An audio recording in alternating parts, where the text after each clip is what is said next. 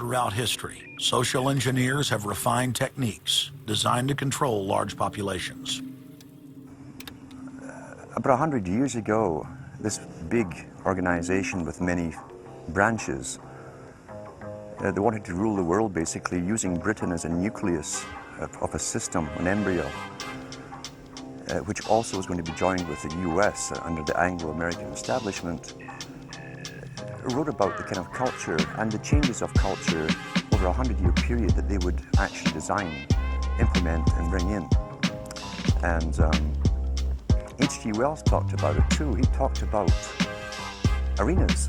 He says arenas could be put up across the world for sports, for instance. Now at that time, sports was something that children, school children were into.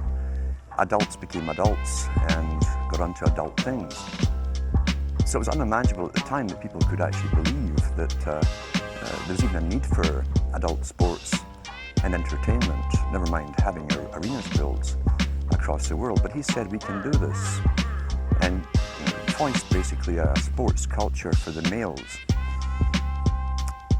Using a tribal system, we're all tribal to an extent, that's why we even bother to vote for a tribal leader. This is well understood, that's why we're supplied with these leaders. And because the average man was to become more disengaged from his own destiny as the expert class arose, it was decided that the males would get their outlet basically, gradually becoming helpless as males through sports. Therefore they'd have a tribal team they could identify with, they could cheer them on as they were winning. In their own personal lives, they were getting nowhere. They were getting disenfranchised in a sense as experts took over decision-making for them in all kinds of fields. So this was psychology at use, planned before they even implemented the sports. When radio came along, of course, they used that to the maximum. Sports for the men, soaps basically for the women, and then in came television, as I say, with its alpha state, its hypnotic state.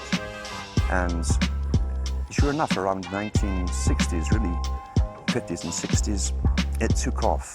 It really took off.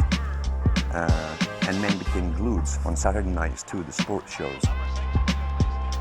A culture industry, which is called by its own the culture industry. The Soviet Union had a department called the culture industry. Their actors and directors were called the cultural leaders, because they would, like a computer, people are like computers, all you have to do is keep giving them new updates every so often, and you can change an entire country or a nation or a block of nations who are all getting the same upgrades at the same time along certain paths. Today we call it political correctness. Most people want to belong to their peer group. They want to be the same as everyone else when it comes to opinions. In fact, they judge their own personal sanity by bouncing ideas off their neighbors and friends who will answer back and agree on these same topics in kind. It doesn't matter if the topics or what you're given are facts or utter nonsense, as long as everyone agrees at the same time. You say, well, I'm sane, and your friends will all agree because they've had the same information given to them. If it's on TV and a famous face says something, then it must be true. He doesn't have to show you facts or anything else. You've been brought up with these faces. That's why they keep these guys on television into their 70s and 80s. You've grown up with this father figure who's on television every night at 6 o'clock, in your house, in your room, staring right at you.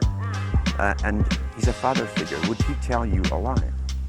So you naturally never suspect him. And this same man will lead you through new topics. He'll introduce experts on the topics.